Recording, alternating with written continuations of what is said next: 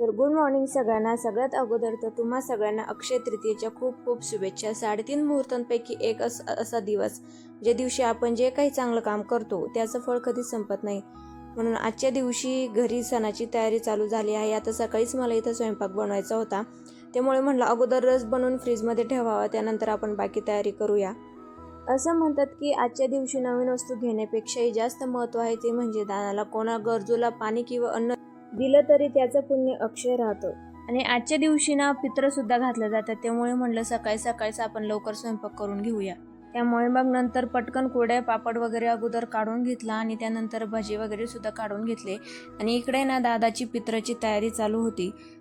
असं म्हणतात की आजच्या दिवशी आपले पूर्वज आपल्या घरी येतात। हा केवळ एक विधी नाही, तर आपल्या माणसांची आठवण काढण्याची आणि त्यांचे आशीर्वाद घेण्याचा एक हळवा क्षण असतो। तर चला मग, व्हिडिओ आवडला असेल तर लाईक आणि शेअर करा आणि हो, चॅनलला सबस्क्राईब करायला सुद्धा विसरू नका।